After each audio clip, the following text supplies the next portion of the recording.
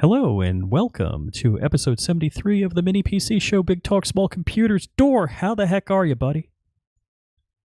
Mildly crazy. How about you, man? Good.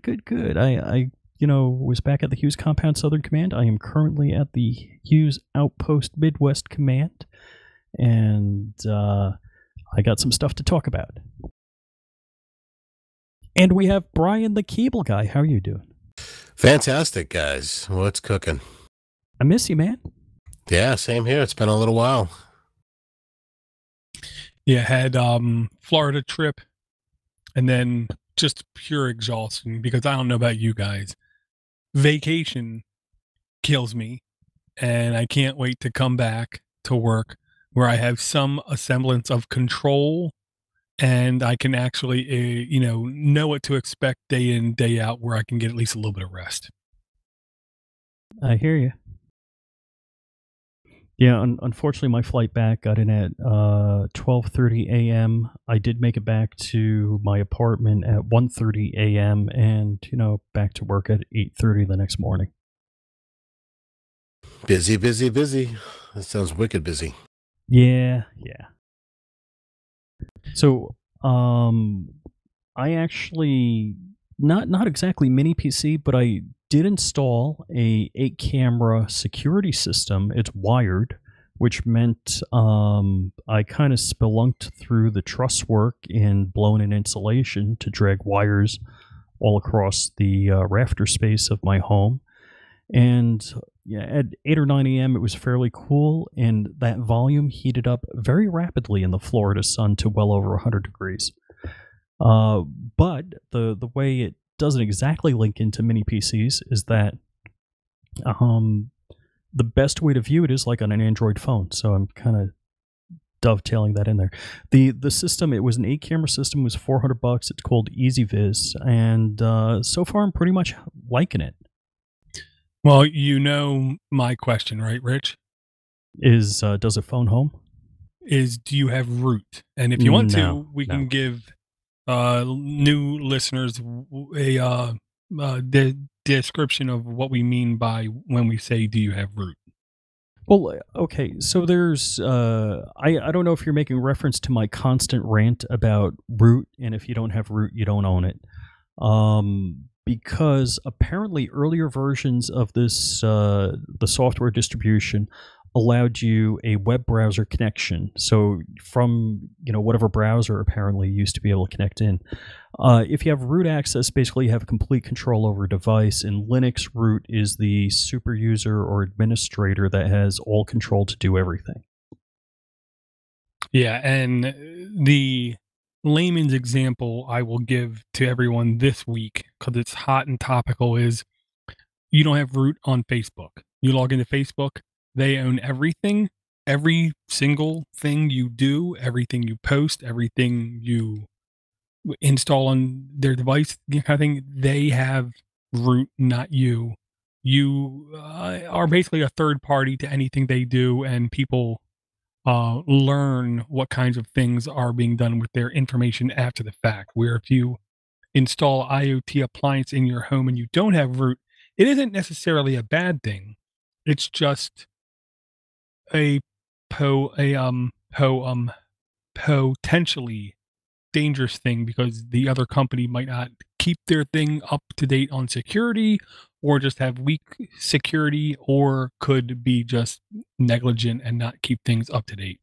But or the worst case scenario is the TCP connected bulbs from Greenwave that I had. You did have SSH capability into the device to do things. It did have a direct web interface. They killed the direct web interface, and then they killed their service that allowed you to, hook it into IFT and other things. And the bird, for some reason, is communicating. The problem with these things is the terms of service are subject to change. In infotainment systems on cars, like you'll hear me rant about, my Genesis Coupe is running Windows CE, and I have the Ultimate Edition, which is the highest end version of the car. The two lower end versions of the car got Android Auto and Apple CarPlay Retro on it, but I guess there's no cross-compatible product with my product line or product/model line, and therefore the highest end version of it never got Android Auto or Apple CarPlay. And if you had root, you may have been able to do it yourself. Yeah, to where now the only way you could do that kind of thing yourself is literally by taking a screwdriver to your dash and taking it apart, which I can't blame anybody for not wanting to do because, you shouldn't have to, is the logic. The only, no, I'm not going to say it like that because that's negative. One upside could be if the camera system is stupid. If it doesn't have a lot of smarts, if it doesn't have a lot of horsepower, if it doesn't have a lot of storage, if it doesn't have a lot of potential behind it, then not having root is not as big of a deal. If all it is just IP cameras and a very simple web interface, then hopefully that means that there's less that could go wrong. But the less moving parts, the easier it is for them to get it to work. So I would hope that's the case. Well, the other thing, so kind of branching a little bit more into the mini PC world, is so it runs on phones and tablets of both the Android species and the iPhone species. I tried to sideload the app on the Fire Stick. While I was successful with that, the controls just did not work out right. And my hope was that it would give anybody in the house the ability on a TV to view the cameras, the security cameras, which unfortunately didn't quite go so well. Could it maybe be you have to have the Google Play framework installed? Maybe. I don't know. I'll have to check that out. Well, and to be honest, I don't even know if it is installable on a Fire Stick, but I heavily suspect it is. I guess related tangentially in mini PC news is Apple, I believe today, announced, in air quotes, new tablets. From everything I at least saw, the only new thing is it supports now their overpriced pen, and for schools, it's now $300. I didn't see anything else, at least. The pen or the tablet? The tablet itself.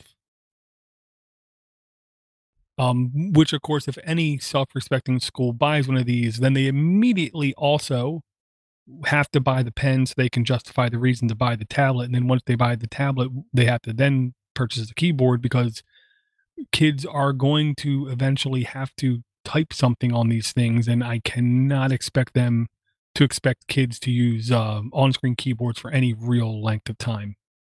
I think they're all better off using Chromebooks. And see, that's where you went, is by the time you added up all of those individual products, because I did this with an Acer with my wife. You know, she wanted a tablet. We got her a tablet. Then they had a keyboard and it ended up over $400 completely. I could have bought her a low-end laptop, or just like Brian said, there are some really nice Chromebooks out there. Oh yeah. We just picked up one a little while ago. It turns into a tablet, flips over, does the yoga pose, tent mode, all the latest features these days, and you can run Android apps on it. It's a no-brainer. I thought it was like under $300. Yeah, they're a nice, and if you're a wise shopper, you can find sometimes a deal at Costco for $200 or $300 with an Intel Celeron Chromebook. That's what was it? I think I was looking at like a 14-inch. Yeah. Yeah, and then I guess tangentially again from that, I don't know if you guys saw Acer at least announced, I don't believe it's available for purchase yet, the first official Chrome OS tablet is going to be launched. It to me was too much money for what it is. I want to say it was, again, $300 just for the tablet. The specs on it were fair, but I don't know if this thing is going to be successful, can be successful, or should be successful. But I think we all knew the idea of a Chrome tablet was coming, just we weren't sure how far away. Yeah, I agree. now that you can run Android apps in Chrome OS, I think this is going to fill a pretty interesting space. So I'm very curious to see how well they're going to do with this in the market.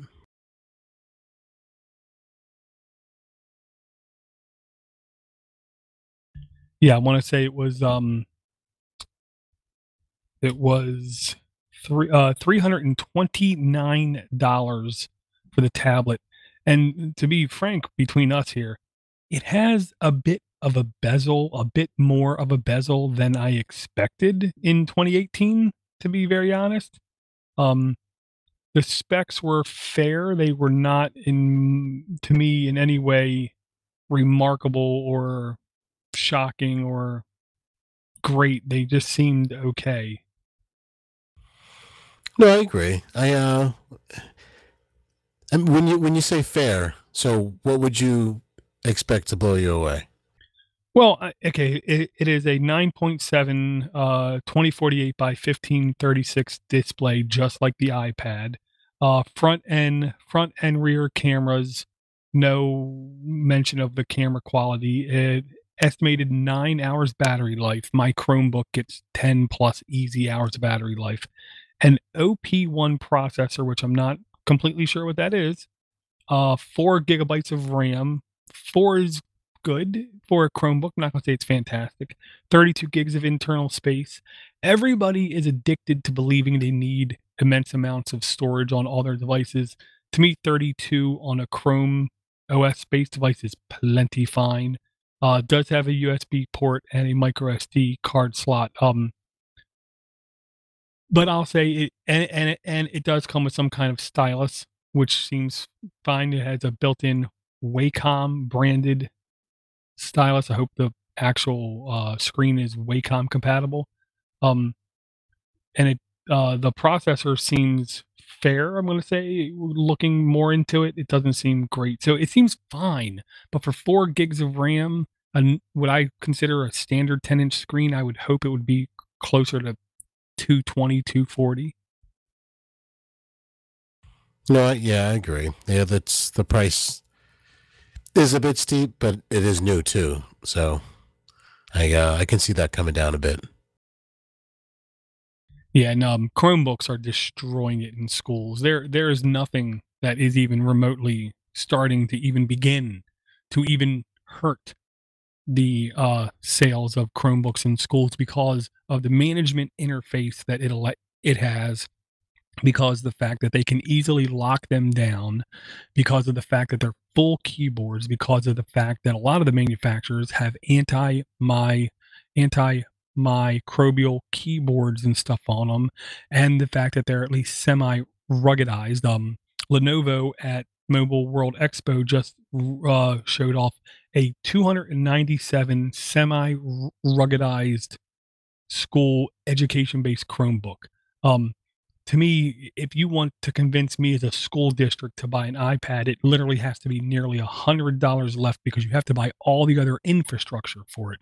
Not just the keyboard, not just the stylus, not just the case, but you have to have the time and effort into learning the management of it. And then you have to buy all of the extra hardware so you can have racks so you can charge them and everything else, because the iPad's not going to use any kind of standard charging port, because that would be just foolish.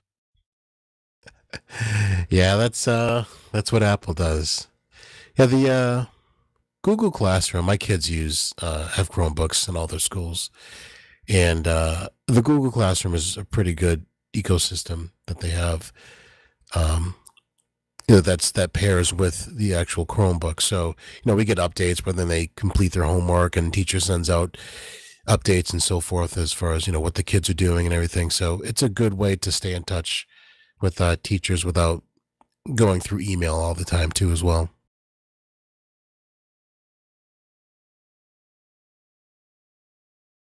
Yeah, give me 1 second. I got to relaunch the spreadsheet. Because I guess we're riding the tangential wave tonight. Because the next thing I'm going to talk about was line 637 in the notes, um, which is equally as expensive as a Chromebook or as an iPad, but I don't think it's quite as desirable, useful, or functional. 1980 wants its Saurus back. I know. It's called a Gemini PDA, which actually I want to say had a Kickstarter a while ago. 449, I believe it's euros. I'm blind and it's small text, which converts to $700+ for this thing. No way. No way, Dor. I can't believe you even put this in there. Well, it's a mini computer, is it not? I mean, we got to talk mini computers. No, I agree. Wow, that's really expensive. Wah, wah, wah, wah. Who's got the sand trombone going? Well, I wish. This fits into the same category of the Pi 3B Plus. Well, as far as disappointment. Well, I'm not really that disappointed in the new Pi. Well, and I'll say this isn't a disappointment. I mean, personally, I think this is at least moderately a sexy device. It's not ridiculous looking. It isn't like it's huge and clunky. It's actually small and compact. It's just irrationally priced. It's just insane. I mean, and they do have one with a Wi-Fi only version, and they have one with some kind of 4G Wi-Fi, which of course will have very questionable US connectivity possibility. But the specs on it aren't horrible. It's a let me see. It has essentially 10 cores, 4 high, it looks like 2 super high cores, 4 high cores, 4 low cores. 4 gigabytes of RAM, micro SD card, 64 gigs of internal space, and can run full-blown Linux on it or Android on it. So I really like the versatility of it. I just cannot comprehend how much they're paying for it. I'm sure whoever buys it, they're going to convince themselves they like it because they spent so much money. But to me, this should be closer to $200, $250 maybe. Yeah, there's something's going on here with unless it has 10-day battery life, Yeah, I don't know, it's maybe something to do with manufacturing, or you have partners that just can't afford to get this thing out of the door. Mm-hmm. They just have to pad the price somehow. But looking at the screen, it looks like they can go a good inch and a half or more to fill that screen a little wider. The screen seems a little cramped, I think. I agree. And the battery life, it's only a 4,000 milliamp battery. If you have 4G connectivity with it, this probably will not last all day with any kind of moderate use. If it's Wi-Fi only, 4,000 milliamp, you could see all day camera, all day battery life out of it. But it's the kind of thing I'm not going to place any wagers on. Yeah, I can't see them selling a whole lot of these things. Okay, I'm just looking at the image, and the keys are above the deck of the bottom part. If the lid clamshell's down on it, the keys are all going to be depressed. That's right. There's got to be some kind of cancellation in the software. Or, I don't know, as you close the lid, all the keys might go down a little bit. But I'm wondering if this is just a 3D rendering and not an actual product. Well, if you look at the woman in the coffee shop there, kind of using it, yeah, I don't know. Is it vaporware? Yeah, I could wrap aluminum around a piece of 3D printed plastic and it'd look exactly like that picture. I'll say, zooming in on the picture of the woman using it, it doesn't look like the keys come up that much beyond the rim, if they do come up beyond the rim. Where in the standalone pictures of the device, it definitely looks like that.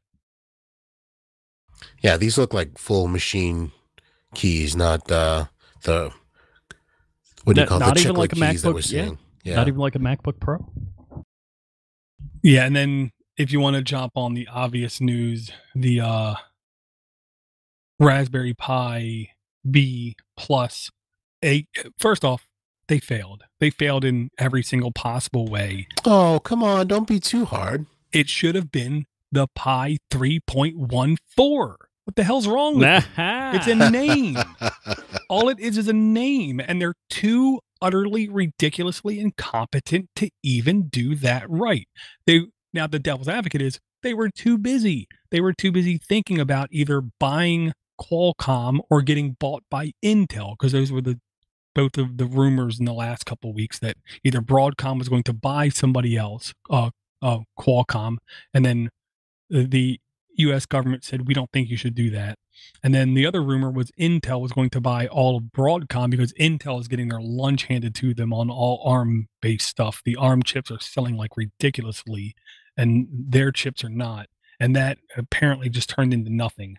So all of that news around it, and then we get a new Raspberry Pi B Plus that I don't really see much different with it. I mean, much worth even mentioning. So the good is it's the same price. The bad is the specs are somewhat upgraded. Really, the big thing is you have gigabit Ethernet running at 3rd gigabit Ethernet speed, and you have 802.11ac now. Well, it looks like the fastest speed you will ever get out of that NIC is theoretical 300 megabytes, realistically in the 200 megabyte, 220 to 260 megabyte range. Why do you say that? Because people have already done benchmark testing on them. And the Ethernet is hung off a USB 2 chipset. Yeah, so it's gigabit in name only, because while the actual port itself can physically handle 1 gig, the bus that it's connected to cannot handle 1 gig. I believe that was the same limitation as its predecessor, so I'm kind of curious why they would kind of offer it as a 1 gig and not change the architect. Yeah. Hey, and so just to not throw them completely down the whatever, but look, they're offering this at $35, and I think I said this on the last show. What do you expect for $35? You expect a complete architecture redesign with brand new chipset? No, I mean, if I'm gonna offer you the limited edition, you would hope that you're getting the limited edition. You know what I mean? Well, if you want my answer, Rich, they needed to offer something. I don't want to say anything, something. USB 3 is the far-reaching thing that I don't expect them to do, because that would also mean they would have to change the power port. More RAM. There's no reason why they couldn't have quadrupled the RAM, because other people are doing it. So 4 gigs of RAM. To be honest, yes. Yeah. A true gig NIC would have been nice. There's plenty of faster processors out there. Or hell, why not throw an open source GPU on the damn thing? Again, and still, the one thing is constant. If you're brand new into mini PCs, or you demand to have as much broad support from different places as possible, or you want to be able to follow the hip kids tutorials that they keep throwing out, then yes, you still have no choice but to get a Pi 3. And I do say that with a slight snarky tone to my voice, because I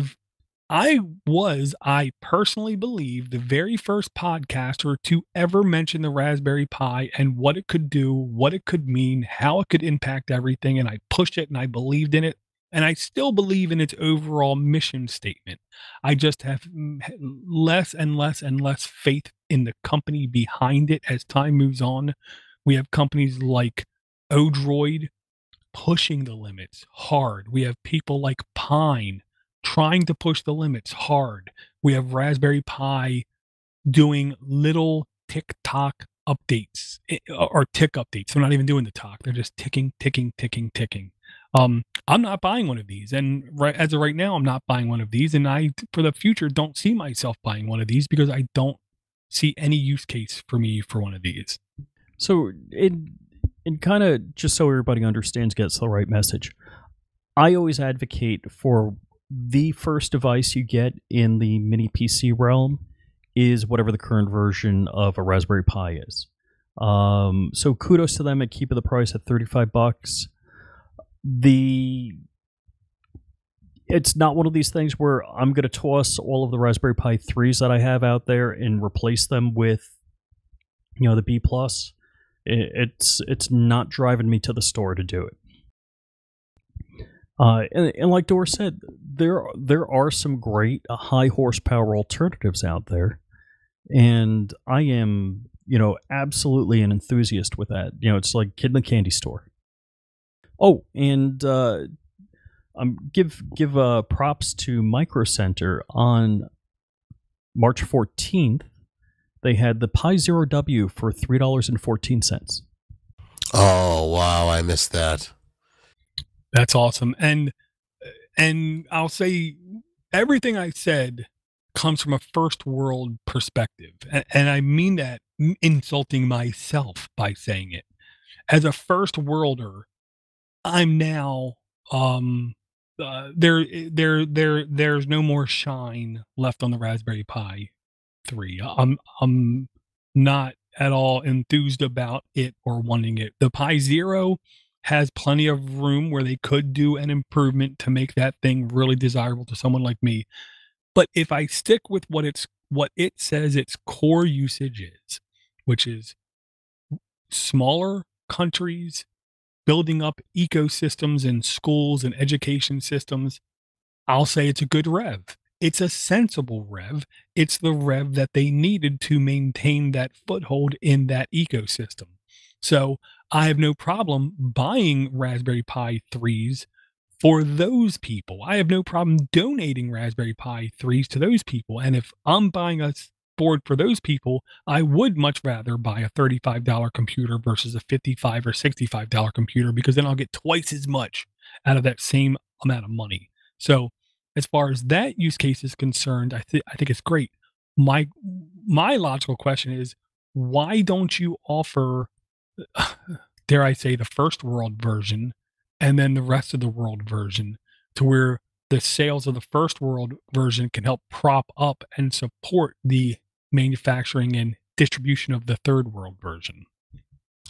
I'd like to listen to what their mission is. So what are they trying to do? Are they trying to offer a product for educational purposes, to get individuals a foothold, or to dip their toe in the water as far as the programming is concerned and learning electronics and robotics? Or are they trying to sell us a product where we could actually go do whatever we want with it? Because I agree with you, Dor. If this was something, if I'm a power user and I'm used to using devices such as o-droids and things like that, and I'm looking at the Raspberry Pi, I'm gonna pass on it. But if my interest is purely educational and I'm donating a bunch away for folks that want to, like I said, dip their toe and get them started, then yeah, I am going to actually turn to the Raspberry Pi to do that with, because you can't beat the price.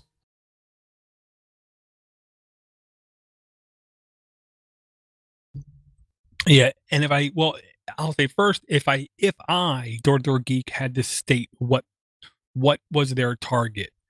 Their target is stationary prices, so projects that were already underway can still maintain the way that they were going. Stability. The Raspberry Pi 3 B Plus now is among the most stable pieces of hardware in mini computing I think I've ever seen in my life. And stable is one of those things a lot of people don't put a price on, but there are a lot of people out there who don't know that they need it, but they really do need stability, and the Raspberry Pi 3 does offer that. And from the beginning, I can't remember the guy's name who works for Broadcom, who started this up as a side project, stated his goal was to put as many of these in poor, underdeveloped countries to help the kids know what a computer is, how does a computer work, even teach them how to code so they could have a job to help provide for their community in ways that their parents could not. So education and distribution of information and technology to the masses was the goal from the beginning. It wasn't to get some white 45-year-old living in a suburb to set up a Internet of Things server in his house. And I'm the white 45-year-old guy in the suburbs. And just really quick, coreelectronics.com.au has a decent little write-up here about the performance differences between the 3 and the 3B plus. The biggest improvement overall is networking, period, bar none. It blows the doors off of every other difference in the two devices. The CPU per performance peaked at 19% faster. Once you go above 10% faster in a processor, that's where I believe you can start to see a difference. So 19% is a measurable difference that you probably should be able to notice. On the memory, 20% faster. Again, whenever you're doing anything, especially desktop like on these mini computers, RAM is where you're going to see your differences. So faster RAM will mean a much better pixel desktop on your Raspberry Pi. Ethernet speed, 257% faster. Clearly, if networking is your priority on these devices, you will definitely see a speed improvement if you're doing wired networking. Power usage, 38% more. That's one of those silent upgrades that I think is really good, because if I'm running my thing off a battery pack, or I'm in a country where power is not cheap, getting 38% more out of the same amount of power is definitely desirable. Temperature is only 4% lower, so the heat thing is going to be the same. But like I said in the very beginning of this, the Raspberry Pi is among the most stable mini computers in existence, and part of it is, I think, is that they do a good job maintaining the heat. What's the speed now? They've bumped it from 1.2 to 1.4. Dora, I'm reading the section on power, and I think you're incorrect. I think it's using 38% more power. Oh, crikey. I thought it was 38% more efficient. Yeah, if you look at the table, it's showing the Pi 3 like boot 0.72 amps and the Pi 3 Plus at 0.85, idle at 0.32, and on the 3 and the 3 Plus 0.52, and then load at 0.8 amps, and on the Pi 3 Plus 1.13 amps. Okay, well, you have better eyes than me. Thank you. Oh, you know what else they have too is the power over Ethernet. No, they don't. I thought that was available. Daughter board. Yeah. Yeah, if they did PoE on board, I'd be all in. That would be a big plus. I would say that. Yeah, so if you are brand new getting into these mini computers, I suggest everybody, your first device, your beginner, your intro, your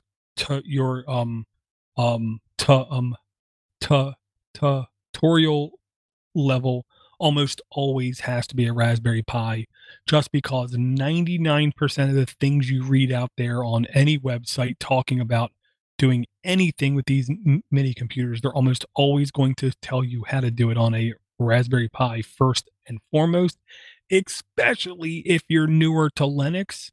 You better get a Raspberry Pi 3, or else you will probably go moderately insane trying to get everything working.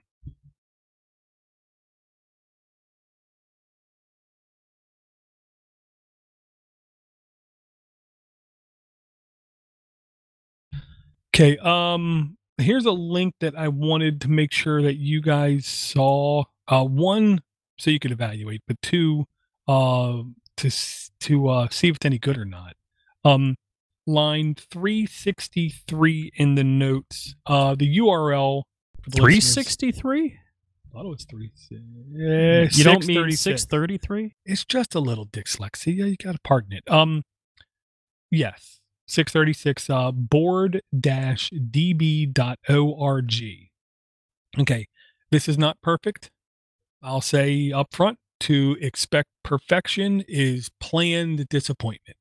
So we've said on this show many times, it is very difficult to stay up to date on all of the different boards that are coming out. We've talked about on some shows 10 different boards on a single show. There was still probably twice as many new boards that week. It's really difficult to stay on top of them.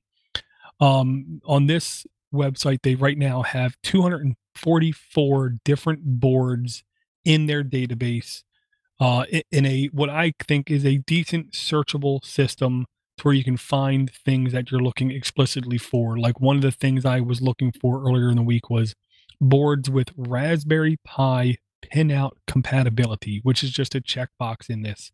I click search, and then bam, I see all the boards listed that have the Raspberry Pi like pinouts, everything from the Banana Pi B1, Rose Apple Pi, so forth and so on and so forth and so on. If you want different ways to search, different ways to look for, different ways to look at boards, I honestly am kind of liking this website. Again, it's not perfect, but I thought it was pretty good. Cool. And I did the same check I did like a week ago when you posted this link. And so I just checked Ethernet and I checked gigabit, and it came up with a bunch of results. I think last week it only had a couple of results, but there's, like 24 now. Yeah, I did the same exact thing, Rich. When I first got the link, 'cause this is a pretty cool website. Thank you, Dor. Yeah, this is the kind of website I'm going to make sure I have correctly tagged in my Git pocket. So at the drop of a dime, I can go back to it and look up stuff, because the only constant in these boards are change, and new ones coming out. So every week or so, I just want to come back, see roughly how many boards are they adding to their database, and then once in a while, just let me see the board with the most RAM. That's not a Jetson type board, or let me see a board that has, different USB 3 ports on it or something like that, just so I can see if there's stuff that I'm missing.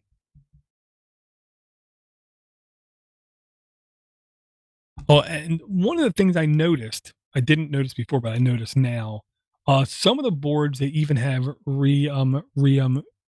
views on. Like, when I searched for SATA connectors, I noticed that they have the Banana Pi Pro, and they say 3.4 out of 5 stars beneath the description, and not all the boards say that. So some of the boards, they actually have like reviews on, which I think can be quite handy.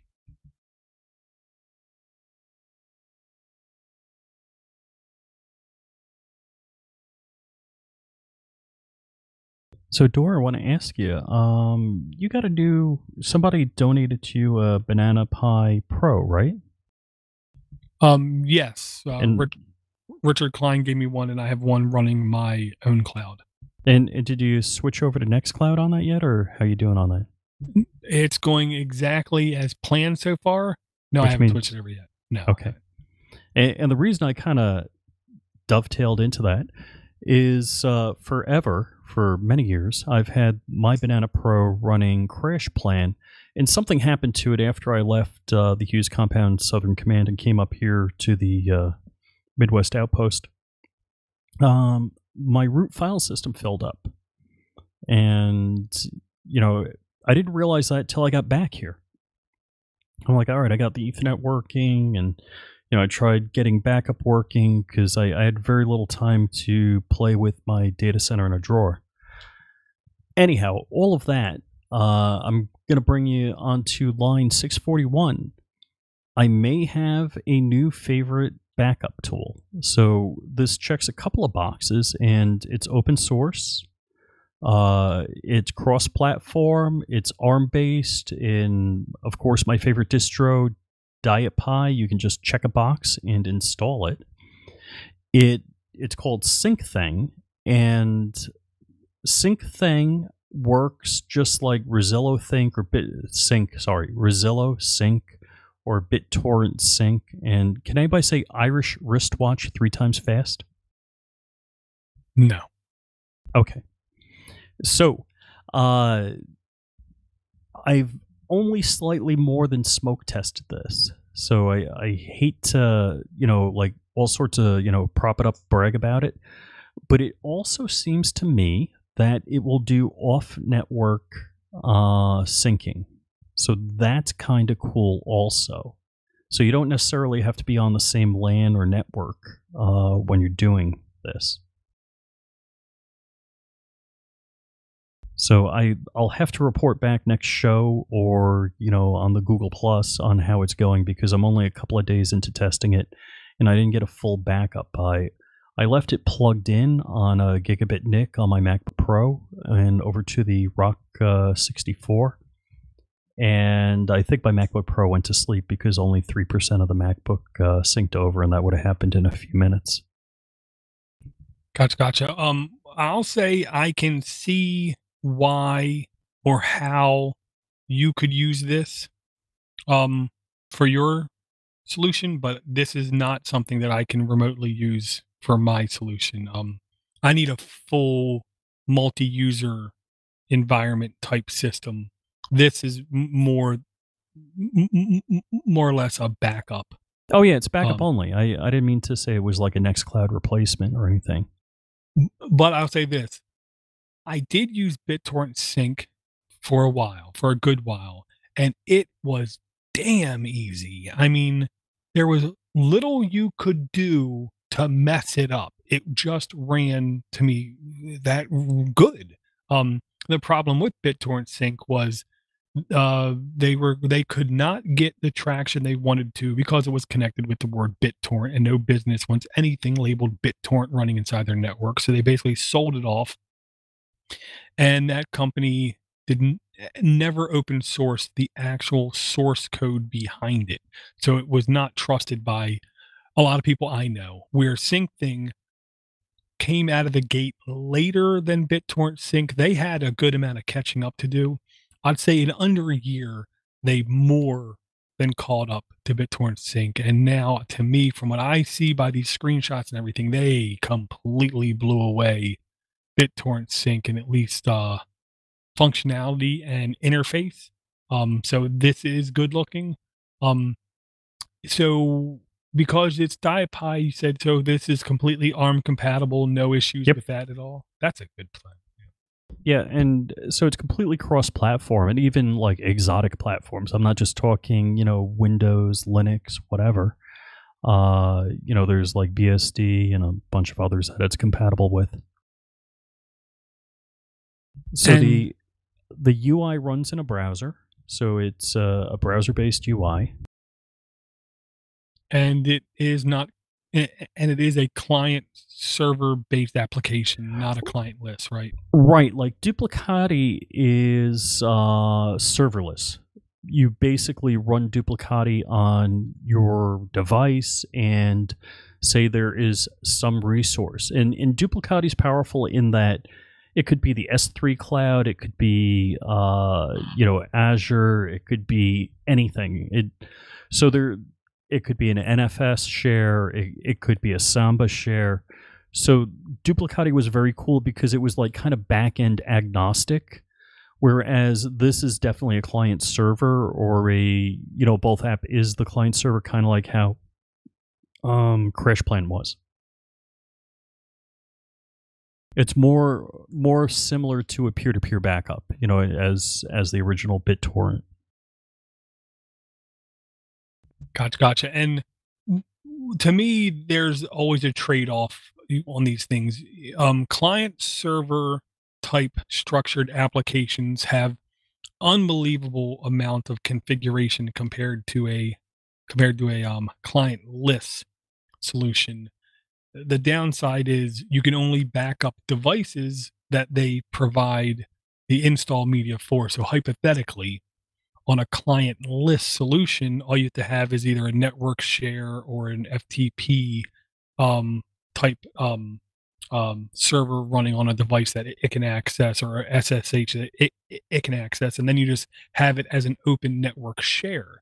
So hypothetically, on my Android device, if I had a folder on it that I could share over the network, a a um client-less backup solution could back that folder up without blinking, where a client server application, I would actually need an Android installer for it to be able to back up from that. So that's the only, to me, end user difference between the two types of backups. And with the client server backup, again, the functionality you get out of it.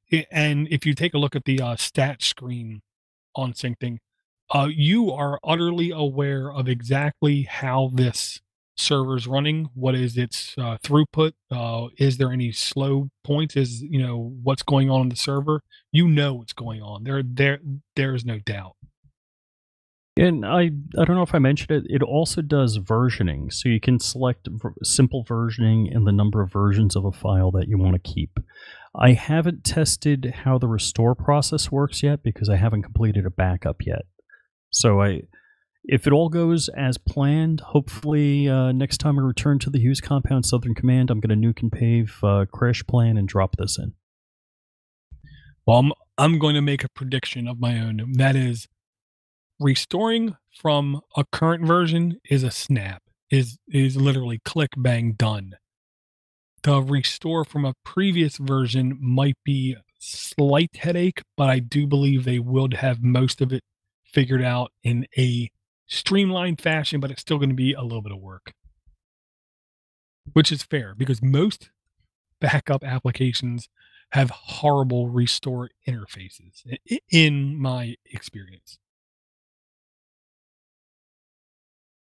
Yeah, and I think that's why I like Crash Plan a lot, is the backup UI was very nice.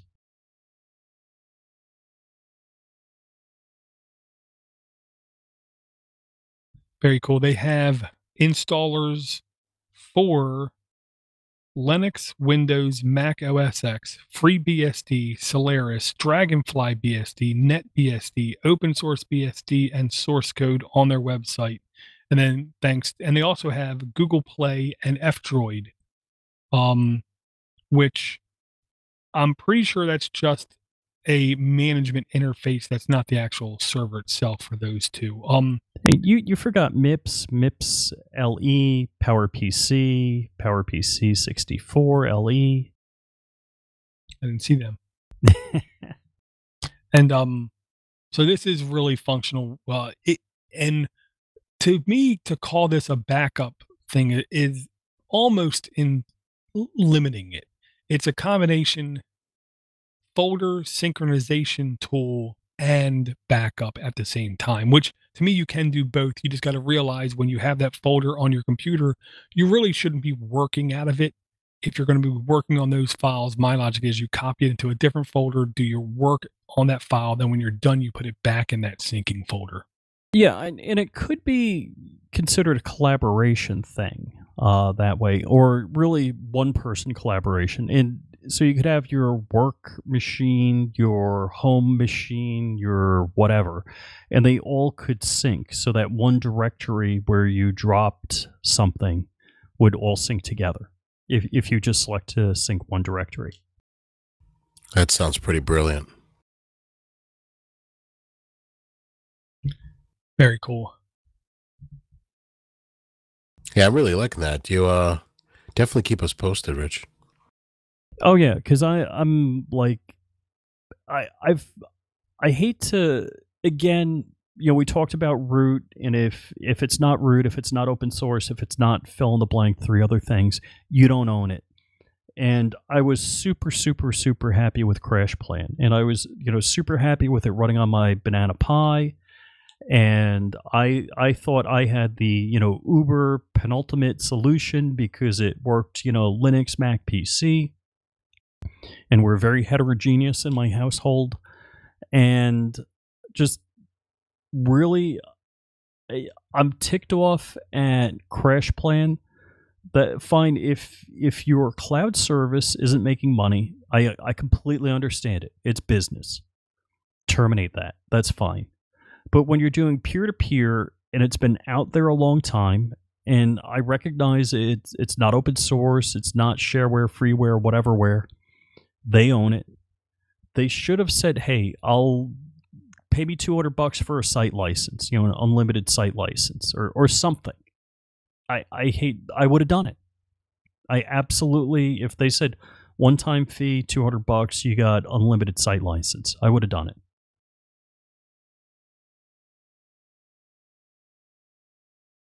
So yeah, so the big thing for me on this is it's open source. There's no, third party involved in it. So I can use this. It's cross-platform versioning. Those are the big features in my mind.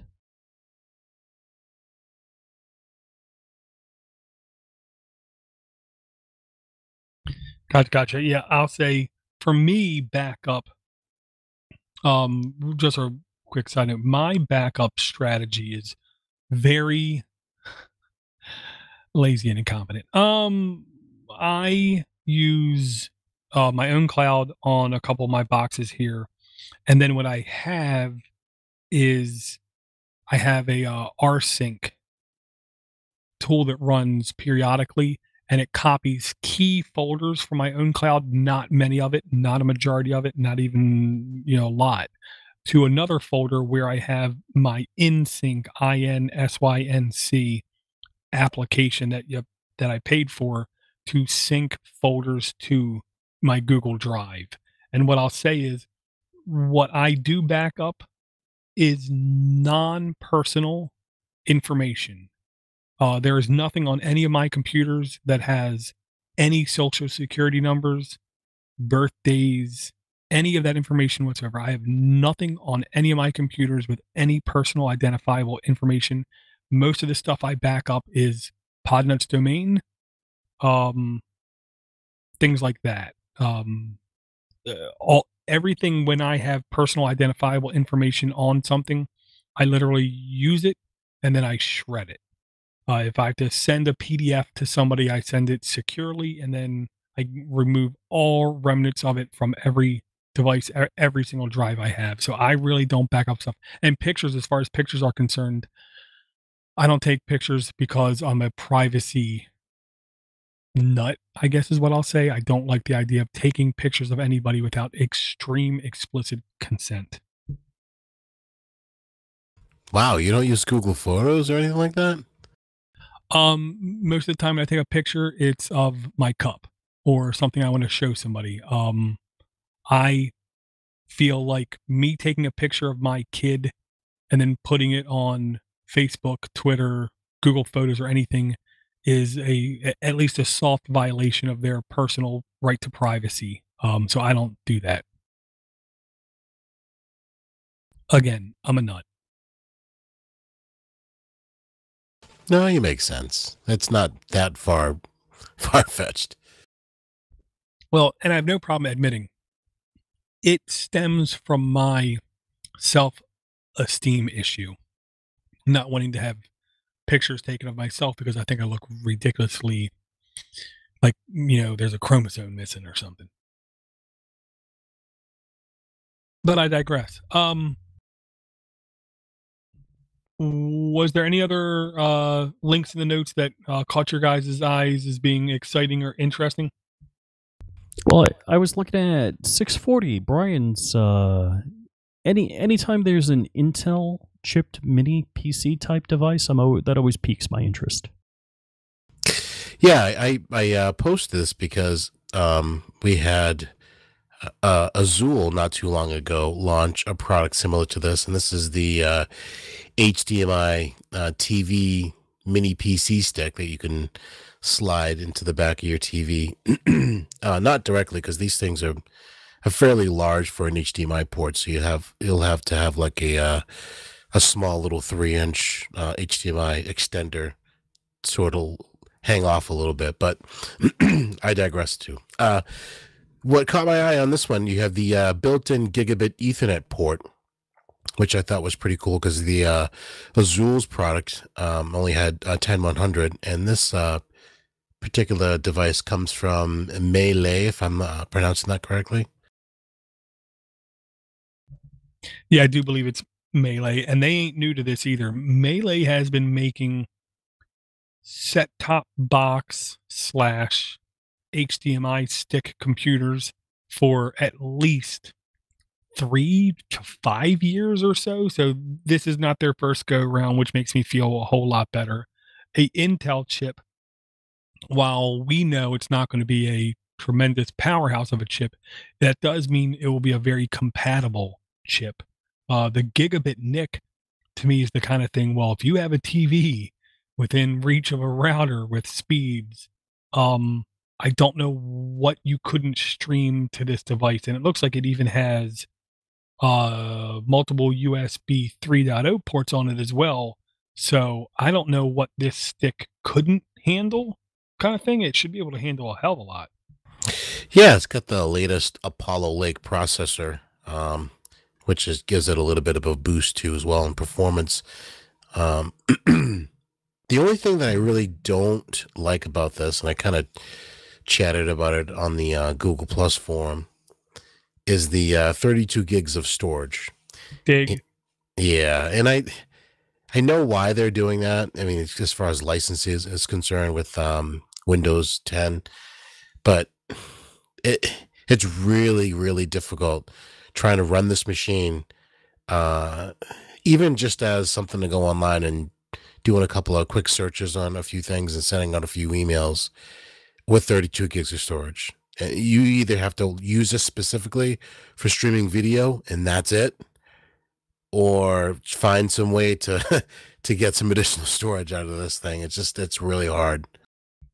Well, yeah, Windows and less than 60 gig disk is dangerous. It's a game of Russian roulette. If anybody is running Windows on a 32 gig drive, note to self: disk cleanup utility.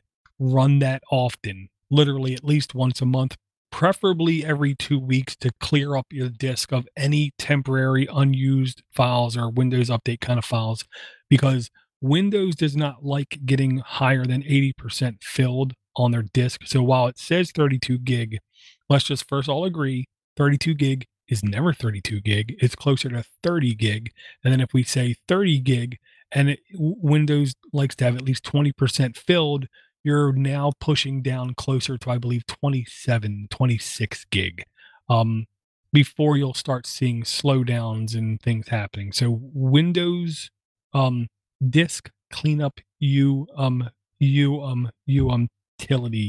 will be your friend, and you can get this off of AliExpress, at least right now, with a deluxe Air mouse for $199, without the Air mouse for $179. And I will say, with a proper input device, this could be a really good home theater PC type experience. Yeah, I fully agree with you, Dor. So if it was $125, I'd be crazy excited. Yeah, the only thing not in the pictures, at least here, is what does the power brick or power adapter look like? Not that it's a make or break situation. I'll say, I have that Air mouse. That Air mouse sucks. I just got to say that out loud. It is a absolutely horrible Air mouse that's completely flaky and does not work right. The keyboard works fine, but the Air mouse part just doesn't work great. But this is the kind of thing where I really don't want a huge power brick connected to it. It'd be nice if you could connect it via USB to the TV for power, but I'm going to guess because of the USB 3, that's not going to happen. Well, I saw it said USB and 3 amps. That's a lot. All right, yeah, power supply, 5 volt, 3 amps, micro USB port. 3 amps is a stink load of current. Yeah, and I do like the fact that the Wi-Fi has a physical antenna. So technically speaking, even if you're not getting great wireless service, because it has a physical and antenna, you could hack the antenna, take it off, extend it, put the antenna someplace else, and get better connectivity. So I like the versatility of the device, and I agree. If it was 30, 40, 50 bucks less, this would be a no-brainer. Looks like you can run Linux on here too as well. Whereas the Azul, I don't think. Matter of fact, I don't think you can install anything else but Windows 10. But I was actually poking around in the BIOS, and there were some options to install Android. So I'm not too sure what that was all about.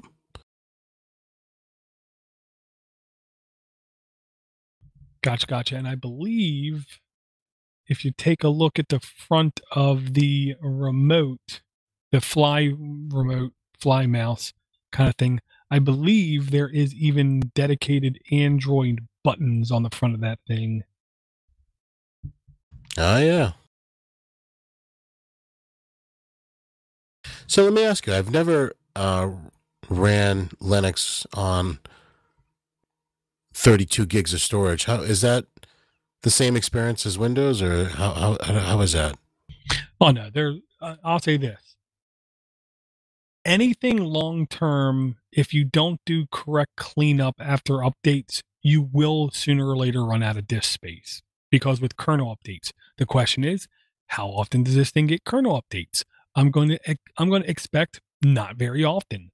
So you could probably run this thing off of 10 gigs of space for 2 years before space becomes an issue. Unless of course you're loading a lot of local files to it. Your typical Linux install you can get with 8 gigs, between 8 and 10 gigs, and the only time you have issues with filling up a disk is when they have a separate root partition for the kernel and you get frequent kernel updates. I've seen people in about a year run out of space where we got to do a auto clean, auto remove on their Linux desktop to free up some space. Gotcha.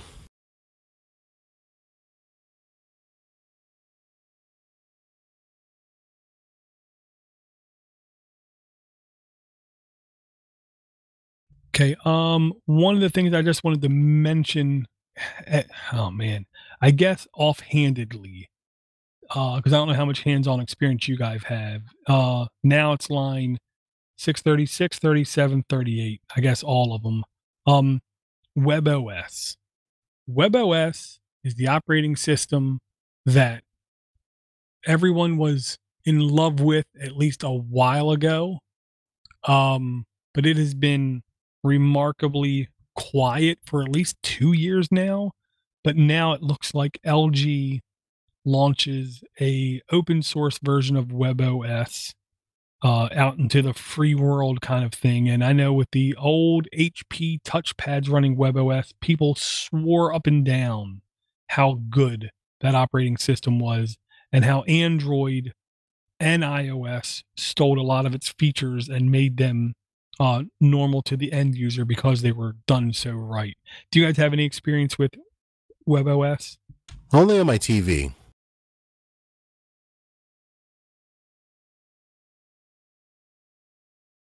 Yeah, I'll say I had a WebOS HP touchpad tablet for a week, and then I just got rid of the damn thing. I understood what they were trying to do. It was underpowered. It did not run great. To me, it's a tablet. You either love tablets or hate tablets. There's nothing in the middle. I don't know if this is going to take off. I don't know how this can take off. I don't know if this would take off. But now it's put in to an open source edition. I guess we have to wait and see if people are going to pick up on it or not. Yeah, I get the same response from someone who had a WebOS tablet a few years back. and they swore up and down they loved it. It was the next best thing. Obviously, it just fell off. So I'm curious to see what this is all about. What it's if they've changed anything that makes it the best seller. So I'm curious.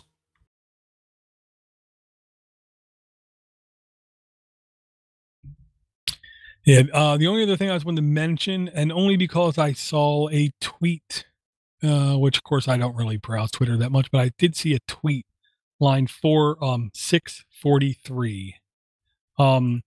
Armbian. Now, really quick, high level description. Like the Pixel Raspbian OS is your all purpose general thing. It's like the CUV, it's like an SUV of operating systems. It can do a bunch of different things. None of them perfect, none of them great, but it can do a bunch of different things. Then you have Diet Pie. Diet Pie is like the kit car. It's the thing that once you get it, you can make it anything. You can make it a sports car. You can make it a limousine. You can make it a trailer. Diet Pie can become almost anything you want it to become. Then there is Armbian. Armbian, I believe, is a more pure Debian base, but it is maybe the most highly optimized for desktop usage that I've seen out of one of these mini PC operating systems. They do a lot of hardware optimization on the drivers for the graphics. And it looks like Armbian now has a testing version of Ubuntu server and Debian desktop in development for the Rock 64. I'm not going to load this yet. I'm going to keep an eye on it. I want to see when they make more progress, when it's closer to being fully ready, because when I've ran Armbian desktops, I was always pleasantly surprised at the snappiness that I got out of it. It seemed almost unnatural how fast the desktops were running. The real wild card for me is going to be is how well does the wireless work and how well does the actual browser work, because 99% of the things I do, it's going to be in the browser. But I am really still liking the Rock 64 right now. Rock 64 is to me still the performance board to get on a budget. You don't have to spend $100-$200 for it, and you get what I think is pretty good performance, up to 4 gigs of RAM. And I'm sure when Armbian gets fully done out of testing, it's going to be really good.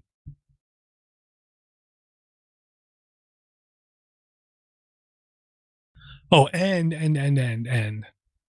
Armbian is one of the few distributions on first boot. They basically insist you have to change the password. Quick tangent. A friend of ours, and I don't know if he wants me to say who he is, so I'm not going to say who he is. He isn't the most network savvy fella. He admitted to me. He wasn't sure if he had port forwarding turned on his router for his one Raspberry Pi he had in his house, but his Raspberry Pi got infected. Something logged into his Raspberry Pi, something changed his root password, and something put a extra stuff in his bash .rc, so every time the computer booted up, it was running its own code in the background doing things. We did a little research onto what it was. It wasn't like it was Bitcoin mining, or it wasn't like it was hosting horrible type content, but it was a compromised system. And I feel pretty safe in saying, without doing any actual forensics on it, if he would have changed the password, it wouldn't have happened. So that's one big, huge plus about Armbian is first time you boot it up, first thing you have to do, you have to change the password. So if you're running any of these mini computers and there's any remote chance you're going to have this thing accessible via any public internet, change the password. I don't care what you change the password to. just change the password, everybody. Yeah, I gotta fully agree with you, Dora. That's just 101 type stuff. I know we fall victim to it, trying to get up and running and get going as fast as we can, but just doing the basics like that can save you a lot of headache down the road. Yeah, like for years, people said Comcast did certain things, Verizon did certain things, Microsoft did certain things, and Apple did certain things just to reduce the amount of like help desk type tickets. You know what I mean? Complaint phone calls. People are saying that I've heard, Raspbian on first boot does not force you to change the password because they're afraid that would be too cumbersome for the newest of the newest of the newest user. I personally believe to some degree it's actually quite incompetent of them to not at least encourage the person on first boot to change the password. I understand if you don't forcibly force them to, but you, in my opinion, should at least encourage them to. I do believe the only thing that they did, I believe, smart was I do believe if you connect a fresh Raspberry Pi up, power it on, and there is no HDMI output, I do believe SSH is enabled by default, but if you have an HDMI connector plugged in and you log in physically onto the device, I think on first boot it disables SSH, which is a help on towards good security, but the default password thing, I think, is one of those things it has to change.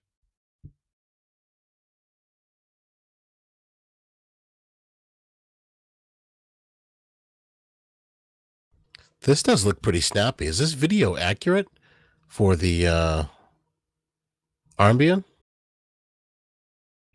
I haven't ran it, so I'm not going to say yes. I will say, Armbian, in my experience in the past, has been nothing but lightning fast, uh, l- literally almost unreal performance out of devices. The type of performance I didn't think was even possible out of some of my devices. The boot on the Rock 64 is very fast, Yeah. even with micro SD card. Yeah, with my eMMC, I think it's safe to say it's less than 10 seconds. Realistically, I want to say it's maybe 7 seconds.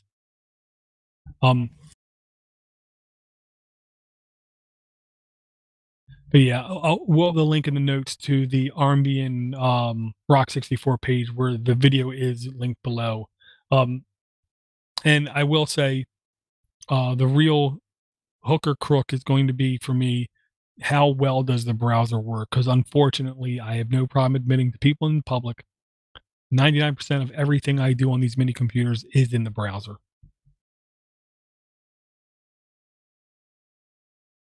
And unless you guys have anything else, I think we're going to round third. No, I'm good. I gotta get my hands on one of these Rock 64 boards. Okay. I want to ask the listeners and ask you guys if you can. I don't expect many people to be able to answer this question, but if you have time, listeners or guys, if you want to help me do some research, I need to find a solution. I want to record mini computing desktops, but I do not want to affect the performance of the mini computer. So my logic is I need a piece of dedicated hardware with HDMI in, HDMI out, and that hardware then would have, I guess, USB 3 to my desktop or my laptop where I can do the recording of the HDMI output from these mini computers. I'm finding and it has to be, of course, Linux compatible. I'm finding very mixed information out there. A huge percentage of the people doing this are Windows users recording Xbox and PS4 kind of thing. So they're not doing what I'm doing. I need to record Raspberry Pi, Rock 64 type stuff, and I need to be able to do it on a Linux desktop. Okay, we reviewed a couple of boards a couple of shows back, and one of them had an HDMI input.